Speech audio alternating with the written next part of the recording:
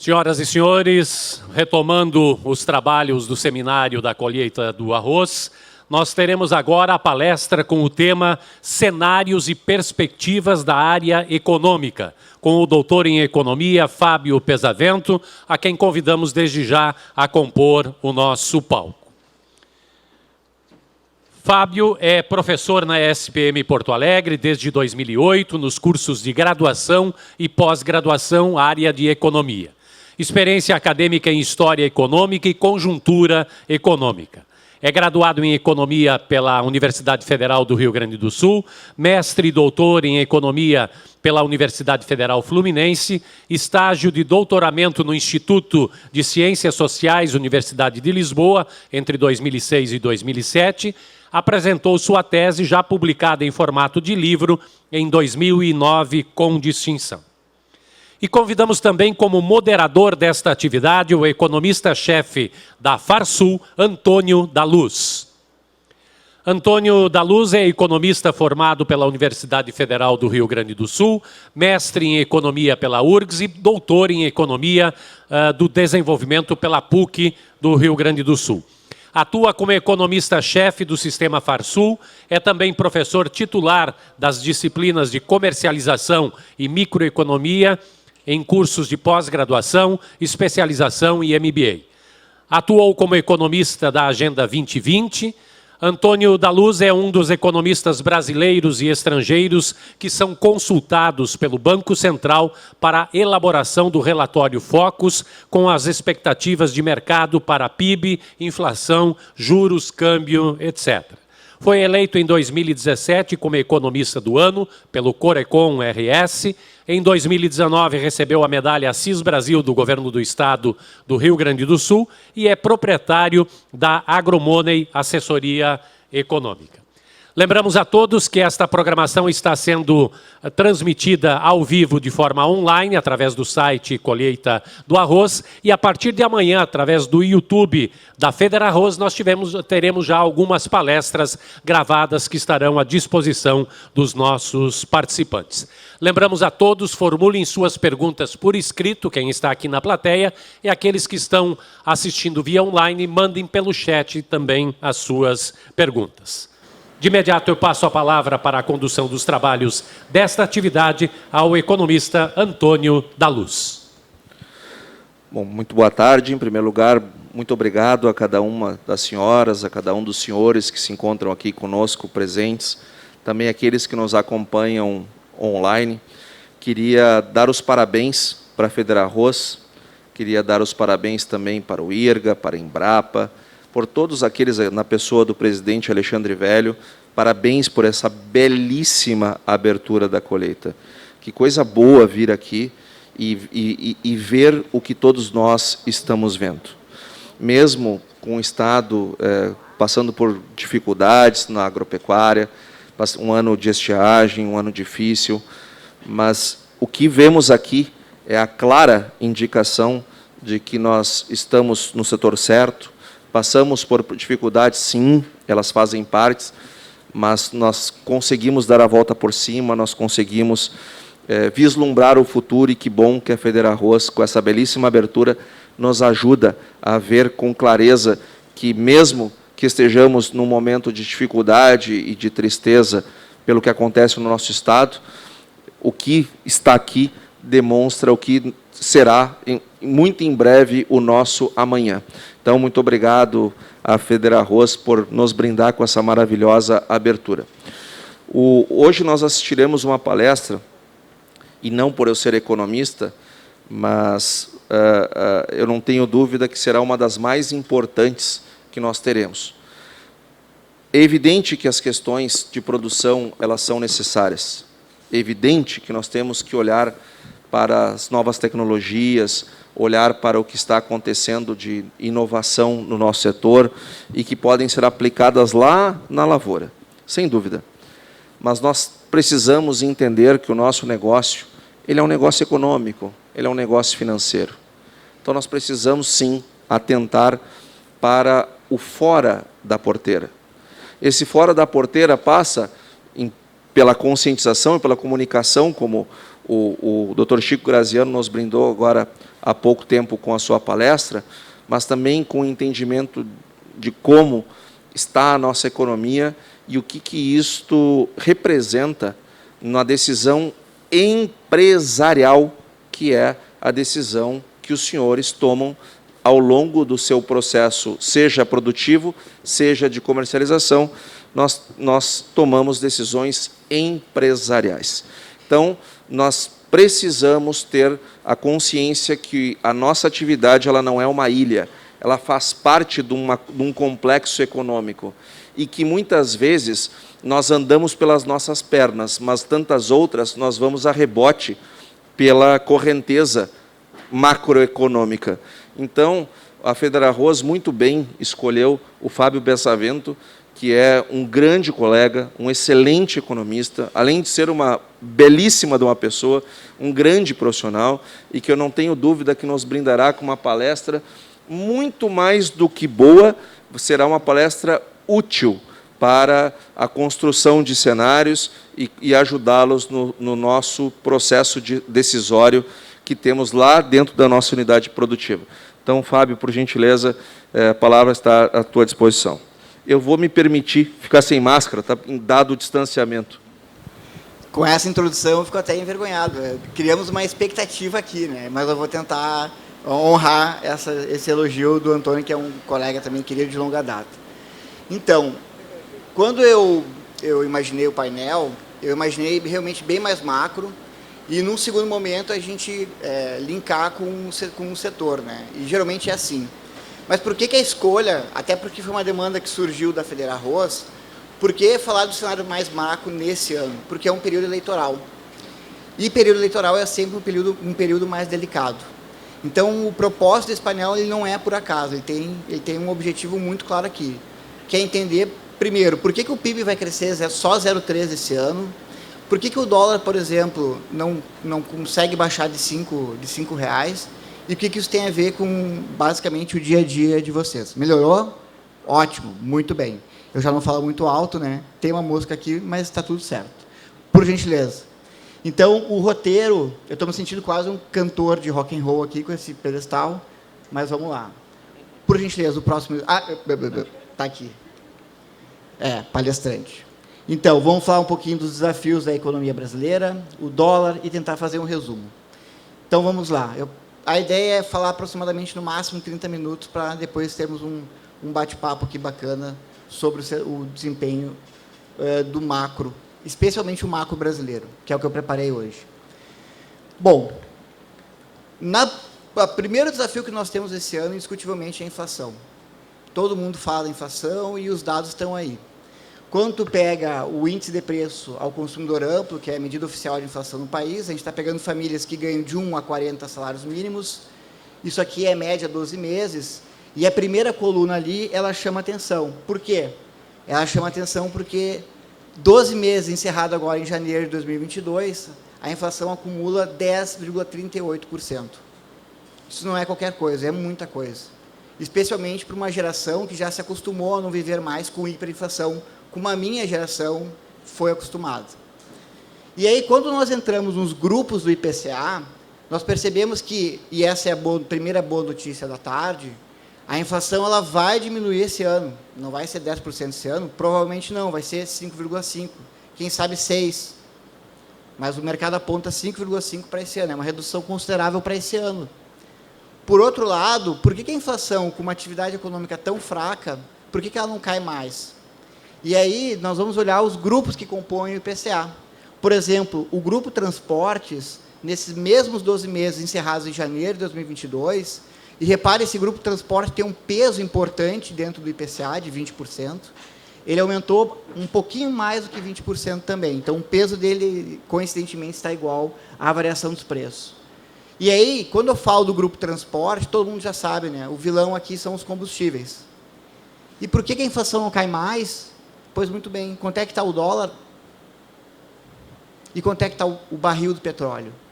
Hoje de manhã eu estava olhando, estava passando de $90, de novo.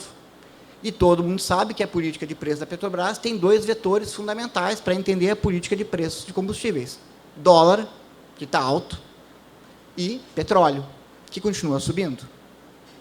Então, quando tu olha por que a inflação não cede de maneira mais rápida, quando tu começa a olhar alguns componentes desses grupos, que são grupos importantes dentro do IPCA, percebemos que o que gera o aumento desses itens importantes como combustíveis, eles devem permanecer pelo menos no curto prazo.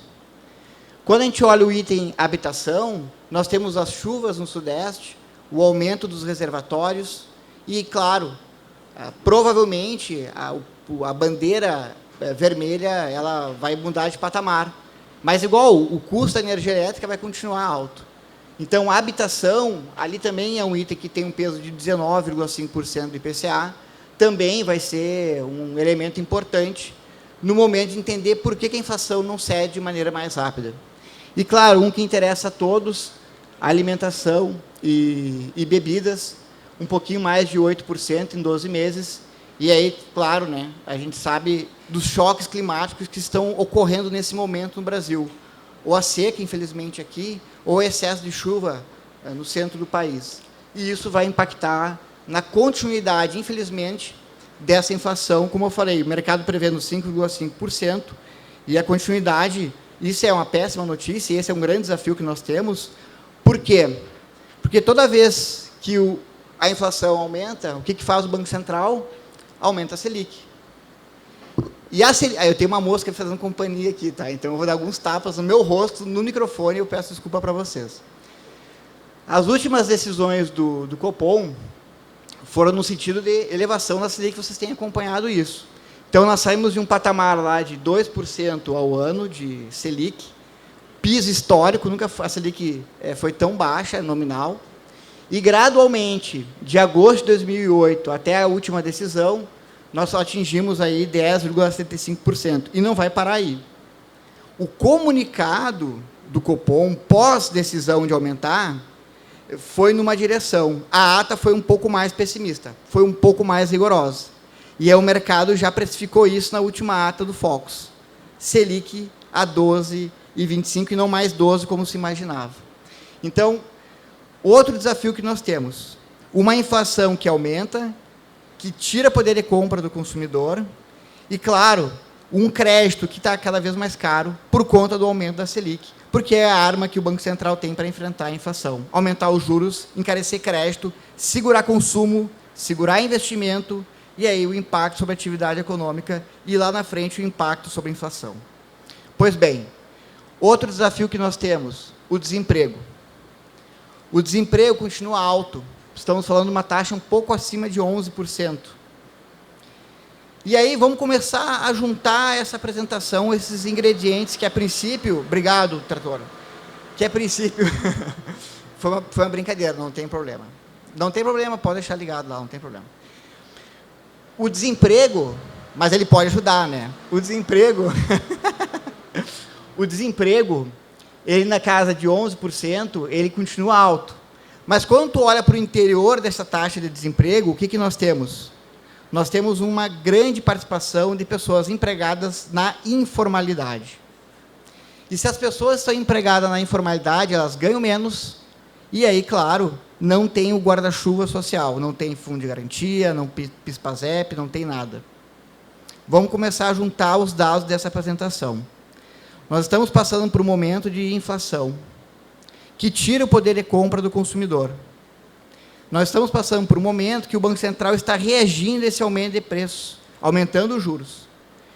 E a renda do consumidor, por conta dessa taxa de desemprego, ou por estar empregado, mas uma atividade informal está menor, corroída, para piorar, pela inflação, não encontra força ali no crédito para ajudar, porque o crédito está mais caro. O que a pessoa precisa para consumir? Renda. O que a pessoa precisa para consumir se não tem renda? Crédito. Se a renda está em queda e o crédito não ajuda, porque está caro, nós temos um problema para o consumo. Os dados da Serasa, da atividade e comércio, média 12 meses, aí eu fiz uma média 12 meses, ou seja, cada pontinho aqui é uma média dos últimos 12 meses. Vocês podem ver que a tendência ali é de queda. E quando tu vai conversar, por exemplo, com a nossa colega Patrícia Palermo, para tentar entender o que está acontecendo, o que o pessoal comenta? Inflação correndo poder de compra. crédito caro, impacto sobre a atividade econômica, impacto sobre o comércio. O Antônio me alertou que o arroz é um bem normal. Aumenta o desemprego, cai a renda. O que é bem normal? Cai a renda, cai o consumo. Atenção, primeiro alerta da tarde. Onde vai desaguar tudo isso? Na confiança. Eu trouxe a confiança do consumidor aqui, mas não apenas a confiança do consumidor, a confiança do empresário. A confiança do empresário também está passando por um momento de não estabilidade, mas de uma, digamos assim, de uma não recuperação na velocidade que a gente imaginava que a confiança poderia voltar, e não está voltando. Se o consumidor está em casa, vê o vizinho perder o emprego, vê o crédito mais caro, por que ele vai ter confiança no que está acontecendo, no que vai acontecer com a economia? Então, essa primeira parte da apresentação, falando do macro, é só olhar para o lado. E tu vai ver inflação, tu vai ver crédito mais caro, e, infelizmente, tu vai ver um desemprego maior. E isso é um problema que atinge todo mundo. Pois bem, vamos lá. O Estado pode ajudar a fazer políticas anticíclicas. Boa! Desde 2009, o Estado do Rio Grande do Sul não conseguia construir um superávit. Pela primeira vez, no ano passado, o Estado do Rio Grande do Sul conseguiu construir um superávit.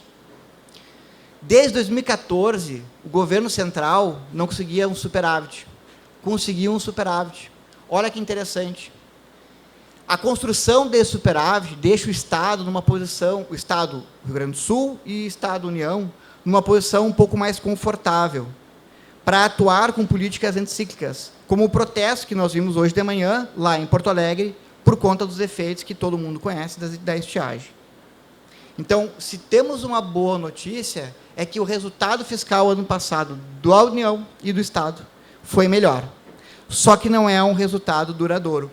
Esse ano já deve voltar no campo deficitário, até porque é um período eleitoral e o governo gosta de gastar em períodos eleitorais. E aí eu queria convidar vocês para dar uma olhada nesse gráfico aqui da dívida. A dívida bruta do governo central, por cento do PIB, passou de um patamar lá em 2014 de aproximadamente 50% do PIB e rapidamente foi para 70% do PIB. Isso é um aumento muito significativo, especialmente para um país de renda média baixa, que é o Brasil, produtividade baixa. E, em seguida, nós quase chegamos a 80% do PIB.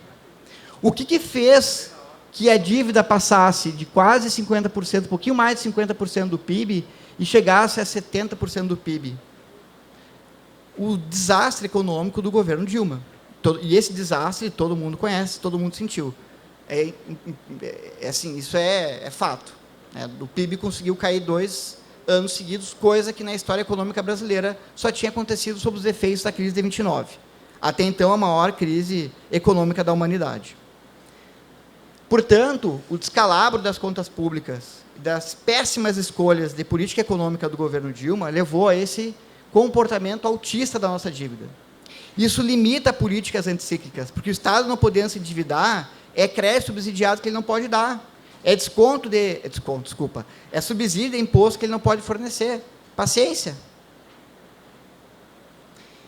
Bom, veio o processo de impeachment, veio o Temer, teto dos gastos, uma medida importantíssima para dar estabilidade, que explica muito esse piso de 2% da Selic que eu apontei há pouco. E aí nós entramos num outro movimento, que é o movimento do Covid, os impactos do Covid sobre a atividade econômica. E aí, de novo, nós tivemos um forte endividamento. E aí nós atingimos quase 90% do PIB de endividamento. É demais para um país do nosso tamanho. Se tu pega países na mesma etapa de desenvolvimento que o Brasil está, essa dívida não chega nem perto. Então, tem alguma coisa errada. E, de novo, essa dívida alta limita nossa capacidade de investimento e de construir políticas anticíclicas como as atuais. Bom, melhoramos, passamos de quase 90% para 80%, uma ótima notícia, só que muito dessa melhora da dívida bruta se deve a quê? À inflação. A inflação aumentou muito por conta do aumento da inflação, a receita aumentou muito em função do aumento da inflação. Então, o poder de reação do Estado, ele está um pouquinho melhor, estamos no ano eleitoral, isso sempre ajuda, é o momento de poder de barganha, né, dos players, porque, obviamente, eles querem se reeleger, mas, indiscutivelmente, a dívida continua alta, e a tendência é continuar alta. Pois bem, aí eu pego um trecho da ata do Copom, que não vou ler, né, a ata do Copom poderia ser um português muito menos economês, para atingir maior parcela da população. E aí o que nós temos? A incerteza em relação ao futuro do arcabouço fiscal atual resulta em elevação dos prêmios de risco e eleva o risco de desancoragem das expectativas da inflação. Qual a relação da inflação com o fiscal? O que as contas públicas têm a ver com inflação? Inflação, o cara vai no mercado, está mais caro o produto, e aí, bom, inflação. O que a Selic tem a ver? Como é que essas coisas se relacionam? Uma medida importante. Para cada 1 ponto percentual de aumento da Selic, ou seja, se a Selic passar de 9% para 10%, 1 ponto percentual de aumento da Selic, durante 12 meses mantido esse aumento de 1 ponto percentual, o impacto na dívida bruta, que eu acabei de mostrar para vocês, é de 33 bilhões de reais. 33 bi. 1 ponto percentual de aumento do IPCA, ou seja, se o IPCA passar de 2 para 3, aumentou 1 ponto percentual. Se esse 1 ponto percentual permanecer por 12 meses, são dados do Banco Central, são dados públicos do Banco Central, a dívida bruta aumenta 15%. E aí nós temos um problema, porque tu tem que aumentar a Selic para combater a inflação, só que aumentando a Selic aumenta a dívida bruta. E aumentando a dívida fica mais difícil o governo financiar. E aí fica mais difícil, puxa vida, rolar a dívida. Tudo está conectado. Infelizmente, ou felizmente. Mas a gente tem que prestar atenção a esses movimentos. Porque isso vai chegar onde? No teu bolso. E chega no teu bolso todo dia. Pois bem, eu prometi, no final, falar um pouquinho do câmbio. Um pequeno parênteses sobre o câmbio. Mas qual é o resultado de uma dívida crescente, que estabilizou, mas que continua muito...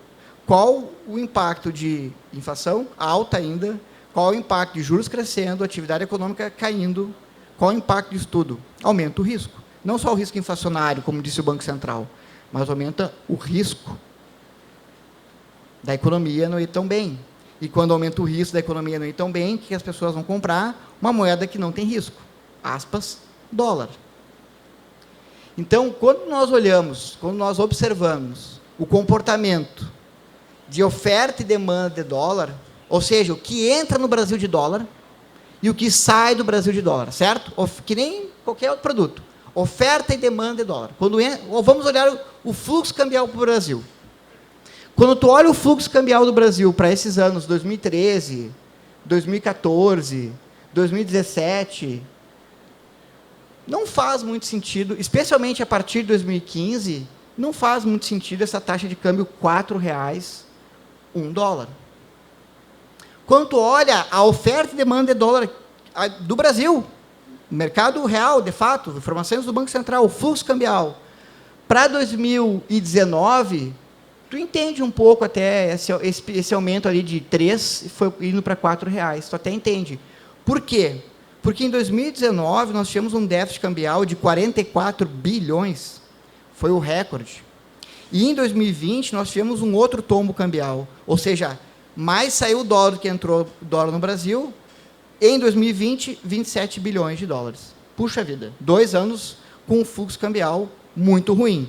Mais saiu o dólar do que entrou. Mas um ponto interessante é o seguinte, quando é que foi o recorde de fluxo de saída de câmbio do Brasil, saída de dólar do Brasil? 2019. Tu vê um movimento muito forte em 2019 no câmbio, refletindo essa oferta, essa demanda? Eu não vejo daqui. E se tu pega os dados mensais, tu não vai encontrar também. Quando é que o câmbio, ele, inverte e sobe muito? Por conta dos impactos da Covid no mundo. E aí, no início de 2020, ele dispara. E lá ele fica. Qual o argumento que eu quero ter aqui? Eu vou discutir depois isso com o Antônio. O meu argumento é que o câmbio é oferta e demanda, sim, câmbio nominal é oferta e demanda de dólar no país. Óbvio. Mas o meu ponto aqui é que esse câmbio, ele é influenciado pelos pontos que eu acabei de trazer para vocês. Ele é influenciado por um governo que prometeu uma agenda de abertura econômica, de privatização, e que não aconteceu. O governo percebeu isso. O mercado percebeu isso, desculpa. O mercado percebeu que o governo colou no Centrão. E o Centrão gosta de gastar. Olha a PEC dos combustíveis, que está rolando já em Brasília. O mercado está percebendo isso. E quando o mercado percebe que a conta não vai fechar, ou seja, tem risco fiscal aqui, ele começa a botar isso no preço. Então, tem impacto de Covid aqui? Sim. Tem um impacto, atualmente, da crise na Rússia e na Ucrânia? Claro que tem. O setor externo é fundamental para entender o câmbio. Mas o meu argumento é que uma parte considerável dessa volatilidade atual do câmbio é mais em função de problemas internos do que externos. Nunca se imprimiu tanto dólar na história da humanidade. E olha onde está o nosso câmbio. R$4, acima de R$5. Não faz sentido. Então, queridos, essa volatilidade ela vai permanecer esse ano, porque é um período eleitoral, e muito que os candidatos, especialmente aqueles que estão liderando, leia-se, Bolsonaro e Lula, muito da comunicação dos candidatos sobre o que vai acontecer com a economia vai impactar aqui. Portanto, essa volatilidade ela vai permanecer. Por que isso não está acontecendo agora? Por que o câmbio agora está caindo um pouquinho? Porque não entrou no radar ainda. O que entra no radar agora? Agora entra carnaval, é outra agenda. Daqui a pouco, os candidatos vão estar enfileirados. O ciclo político vai começar. E, a partir daí, o dólar vai começar, o mercado, desculpa, vai começar a prestar mais atenção nessa agenda econômica dos candidatos. O Lula anunciou o Guidomantega da Dilma? Não. Fez questão de desmentir a coluna que ele escreveu representando o PT na Folha de São Paulo. Por que será? Por que o Lula vai com o Alckmin? Se eu pegasse uma cápsula do tempo, e voltasse em 2014, e falasse assim, queridos, em 2022 vai ter uma chapa Alckmin e Lula. Eu ia apanhar. Dependendo de onde está, eu ia apanhar. Eu ia apanhar. Pois tudo se anuncia que nós teremos essa chapa, essa federação. Para tu ver como a política ela é muito dinâmica. Vou adiantar um pouquinho a questão política aqui, fazendo um parênteses. Quem era o vice da Dilma? O Temer, né? O Temer que implementou o teto dos gastos, que foi fundamental. Pois bem, adiantou o Temer de vice para a economia andar na época da Dilma? Claro que não. Claro que não. Já vou encerrar.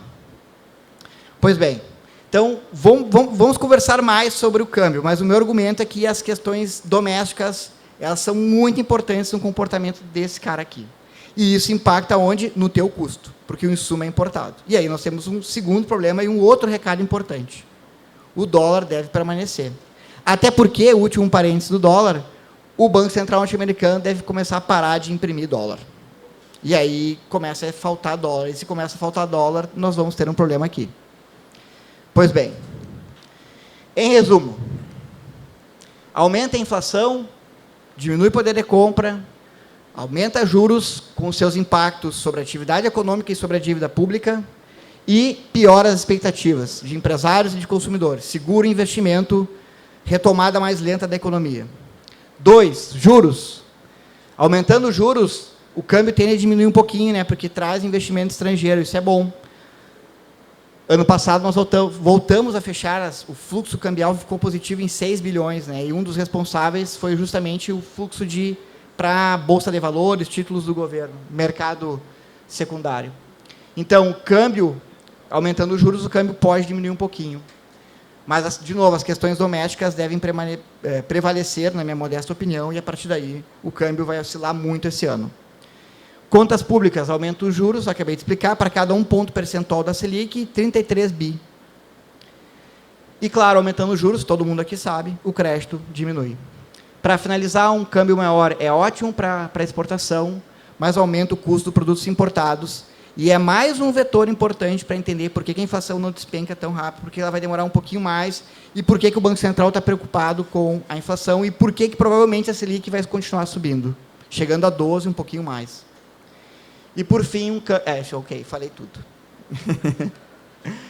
Queridos, eu não falei, me atrapalhei no início, mas é um privilégio estar aqui, um setor super importante para a nossa economia, muito bem acompanhado com o meu amigo Antônio, mas especialmente voltar a Pelotas, uma cidade muito importante e que tem uma história muito rica do nosso estado.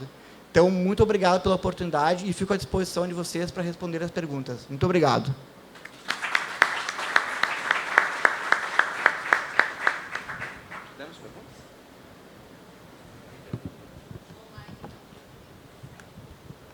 Já temos perguntas? Ainda não?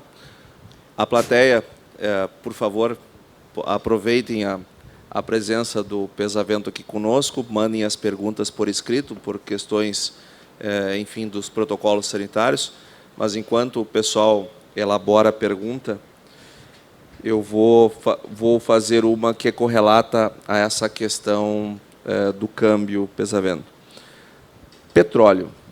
Este pessoal aqui, eles são impactados direta e indiretamente pelo petróleo. O aumento do petróleo ele é um vetor importante de aumento de custo de produção em razão da operação das máquinas. Essas máquinas todas dependem do petróleo.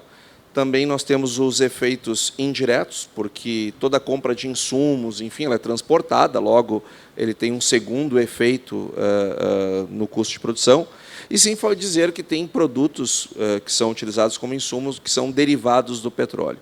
Então, o que tu está vendo sobre essa escalada do preço do petróleo, que já está em 92, e o que mais te parece?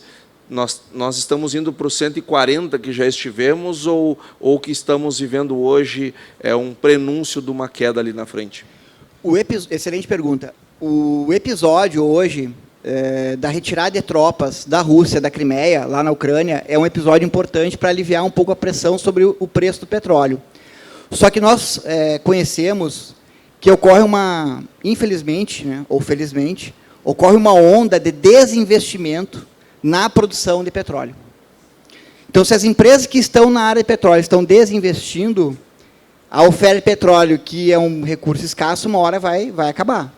Então, a tendência do preço do barril, eu falei isso em outra oportunidade, a tendência é continuar alto, permanecer alto. Não sei se os 140, mas a qualquer respingo de geopolítica internacional, como o episódio entre a Ucrânia e a Rússia, indiscutivelmente vai bater lá no petróleo. E aí tem essa questão que não é tão conjuntural, não é tão de curto prazo, não é uma questão da OPEP dizendo que vai segurar a produção ou vai aumentar para baixar o preço, como aconteceu há pouco tempo atrás, mas é uma questão de estrutura mesmo, estrutural, uma questão de médio e longo prazo do petróleo. O setor vem passando por um processo de desinvestimento, as empresas estão investindo em outras áreas, porque o petróleo uma hora vai acabar. Então, a tendência do petróleo é continuar com preço elevado. Isso não é eu que estou falando, é quem estuda há anos. Pega o pessoal da COPEAD, lá da UFRJ, estuda isso há 500 anos, e eles estão falando isso. Mas, como eu falei, conjunturalmente, pode vir a OPEP e aumentar a produção. E aí o preço volta a cair. Conjunturalmente, pode ter um outro problema envolvendo a Rússia e a Ucrânia, e aí o preço, de novo, vai subir. Mas, estruturalmente, o que alicerça o meu argumento que o petróleo vai permanecer num patamar alto, não é só o episódio da Rússia, mas é a questão de desinvestimento que a indústria petrolífera está fazendo. Ela está investindo em outros setores, ela vai ter que sobreviver. Ela vai ter que sobreviver. E, ok. Satisfeito? Joia. Está vindo aqui uma tradução, né, em razão da letra. Okay. Mas está fácil de entender aqui. A pergunta é a seguinte, não tem o nome da pessoa que fez a pergunta. O presidente Alexandre Velho fez a pergunta. Ele pergunta o seguinte, se a tendência do câmbio é se manter acima de 5, ou se eventualmente ele pode baixar para abaixo de 5. E se tu achas que o câmbio alto, ele mais prejudica ou ele mais ajuda? Porque Sim. Nós temos um lado que compra, mas outro lado que exporta.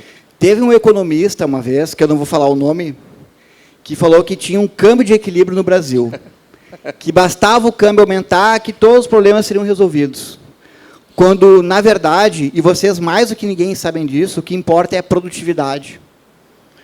O preço pode estar bom hoje, amanhã não vai estar. O que faz diferença é o que o pessoal apresentou na primeira palestra. É como tornar o teu solo mais produtivo. Esse é o grande legado, nosso legado. Esse sim é o nosso grande legado. Como nós conseguimos aumentar a produtividade aqui no Estado. Esse é o nosso legado. O legado de vocês. Não estou fazendo média, tá? Mas quando eu falo de câmbio, parece que vão botar o câmbio a 6, porque aí facilita a exportação. Bom, tu até pode botar o câmbio a 6 e vai facilitar a exportação, só que teu insumo é importado, querido. E o que acontece com o teu custo? O teu custo explode. O Antônio me alertou há pouco tempo, agora aqui nos bastidores, falou assim, Fábio, olha só, o preço do arroz para o consumidor, ele está aumentando, vai acompanhar a inflação. Eu, ok, concordo contigo. E o preço do produtor? O preço do produtor está? Caiu em 12 meses. Pois é. E o câmbio está onde? E o que tu faz com o custo? E o custo do crédito, como é que vai ser? Vai vir apoio para a questão da estiagem? Viu como é importante, não o câmbio, mas como tu lida com a tua produtividade? Isso é o mais importante. Por que o Brasil é o país do crescimento que uma hora vai, uma hora não vai, uma hora vai? Porque a gente não consegue melhorar a nossa produtividade. Porque a gente não investe em educação como deveria investir. Porque a gente não faz as reformas necessárias. Outro legado do atual governo vai ser um legado de não conseguir implementar com ampla base de apoio no início do seu mandato reformas fundamentais. O Bolsonaro conseguiu aprovar uma bela reforma previdenciária, fundamental para aquela estabilidade da dívida que eu mostrei para vocês, logo no início do governo dele.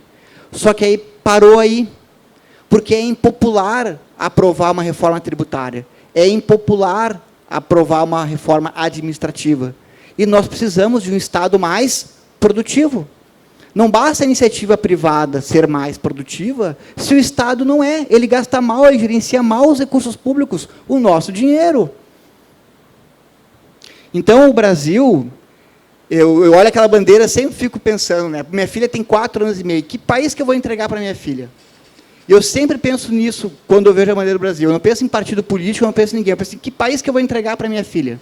Eu queria que fosse um país que escolhesse melhor os investimentos públicos, que duplicasse de vez a rodovia 116, que investisse em educação de qualidade, que fosse dar subsídio para setores que efetivamente tenham um retorno em termos de crescimento, em termos de impacto na geração de emprego e renda, e não setorialmente distribuindo favores para um e para outro, e aí, né, acabando com o marco institucional do país. Então, o câmbio, ele vai, eu meio que dei uma desvirtuada, tá? Mas o câmbio, indiscutivelmente, o câmbio, na minha modesta opinião, indiscutivelmente não, desculpa.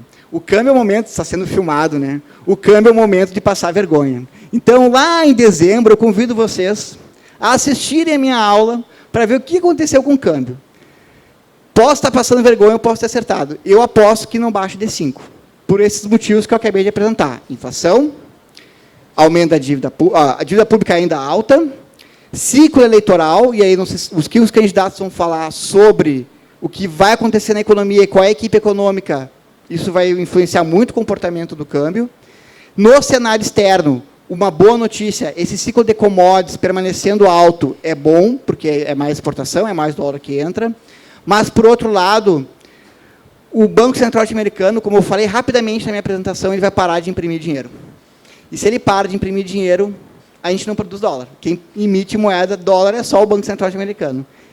Então, mesmo com essa taxa de juros muito alta, essa Selic muito alta, que sempre atrai capital estrangeiro atrás dessa remuneração, né? Indiscutivelmente, eu acho que não é suficiente para baixar um câmbio. Não acho que não é suficiente. Agora, se o candidato chegar e falar, ó, eu tenho um conjunto de propostas claros, eu tenho esse cara aqui vai ser o ministro da fazer. O Moro fez um pouco isso, analisou, né? O Pastori, um economista super reconhecido, já está lá a agenda prontinha, enfim, o Moro já meio que apresentou isso. O Bolsonaro não sabe se vai ser o Guedes, se não vai ser o Guedes. O Lula não sinalizou, ele está só, né, o Lula, né, só ele saindo por lá, por cá, e não está dizendo nada. Enfim, né?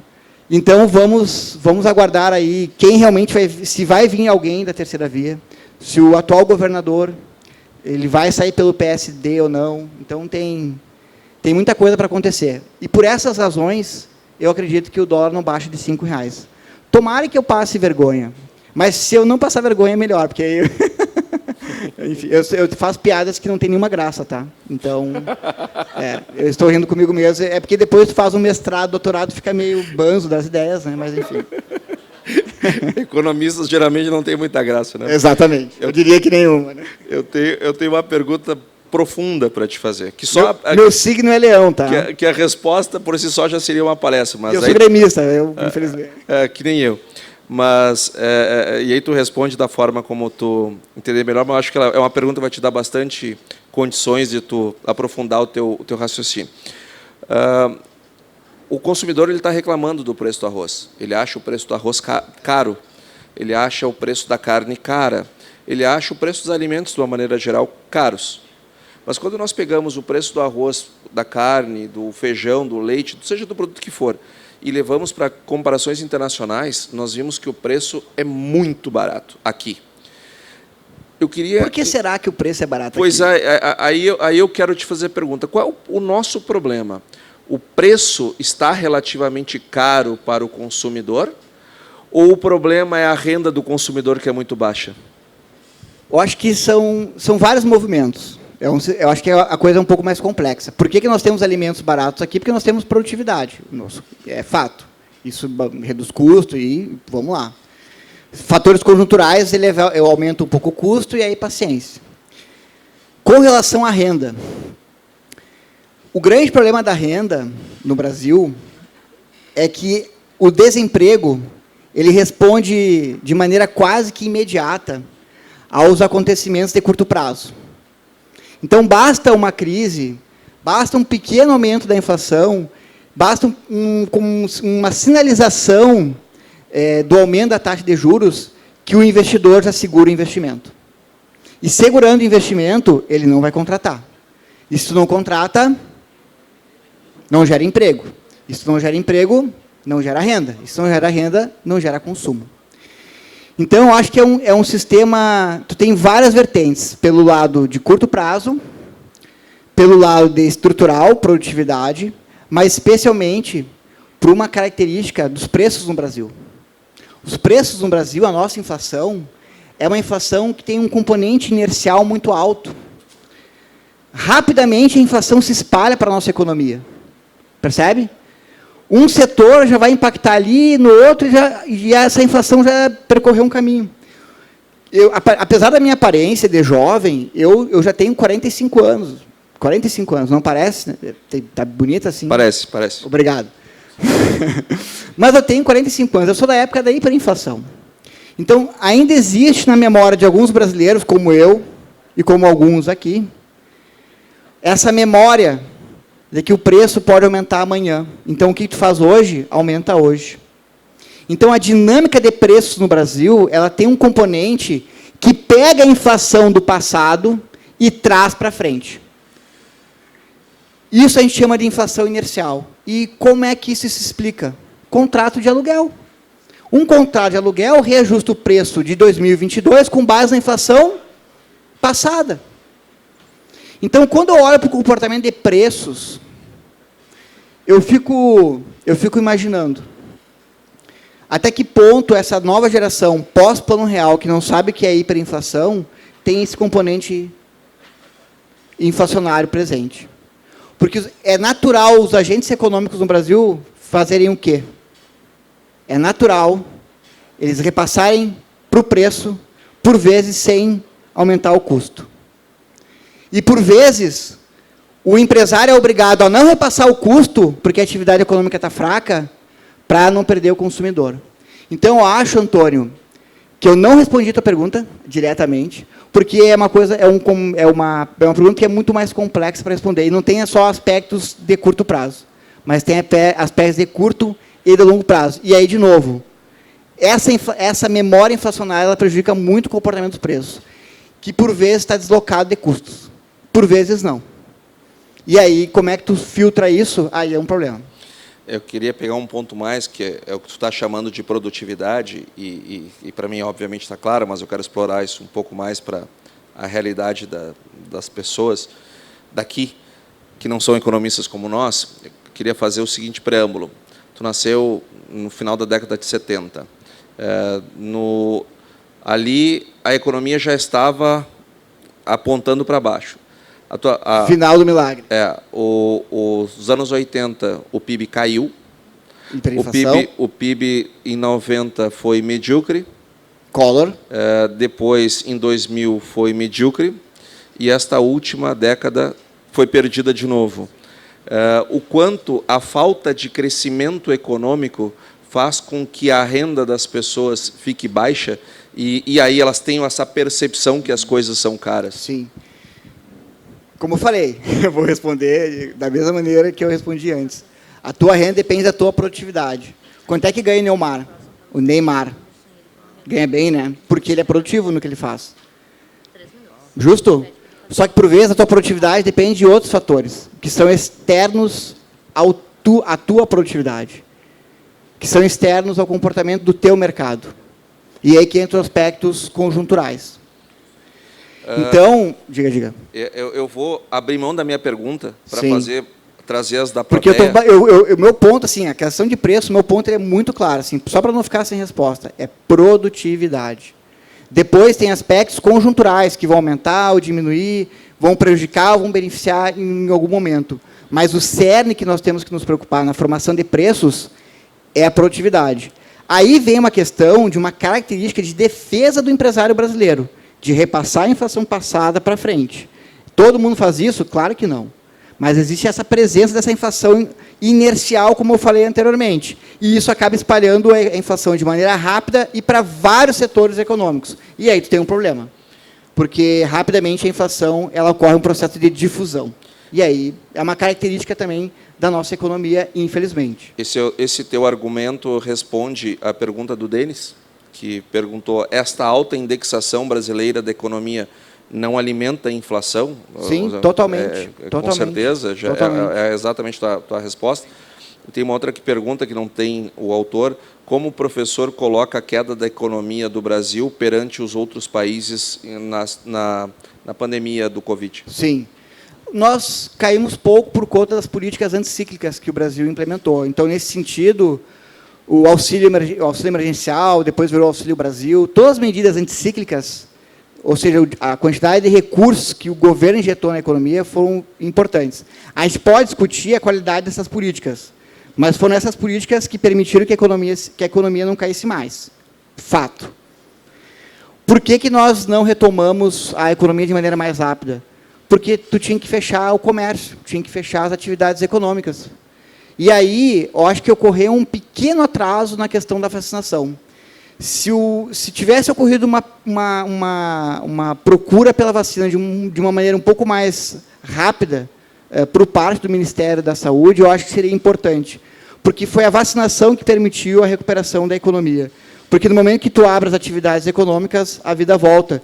E se nós pegarmos o desempenho agora do final do ano de serviços, comércio e indústria, a gente vai ver que, visivelmente, né, o impacto do Auxílio Brasil está ali. E, especialmente, né, o impacto da abertura, né, de setores que estavam espremidos pelo fechamento das atividades e que a vacinação permitiu abrir, a partir daí, indiscutivelmente, a melhora da economia. Então, eu acho que a economia brasileira foi bem durante a pandemia e só não foi pior por conta dessas políticas econômicas que nós implementamos, na minha visão, de maneira correta. De novo, a gente pode discutir um pouco a qualidade de como é que foram empregados esses recursos, mas, indiscutivelmente, a gente foi bem. Só tem mais uma pergunta, nós estamos encerrando. Sim, eu falo demais. O pessoal aqui perguntou, já vamos encerrar, né, estamos sobre o laço. O pessoal pergunta o que tu acha que vai acontecer com o preço do glifosato. Não, é brincadeira minha. Não, sim, porque, né? Não tem essa pergunta. Eu sou quase um surfista agora, né? Eu ia falar sobre o Gabriel Medina agora. É só para nós descontrairmos no final. Muito obrigado, pessoal, pela ótima palestra. Muito obrigado. E peço a todos uma salva de palmas. Muito obrigado. Obrigado. Fico à disposição. Nossos agradecimentos a Fábio Pesavento e Antônio da Luz por suas excelentes participações no nosso seminário. E logo na sequência, nós vamos dar continuidade à nossa programação com o painel que traz o tema A Produção de Alimentos Alinhada à Sustentabilidade Ambiental. Desafios do produtor gaúcho no mundo pseudo-ambiental.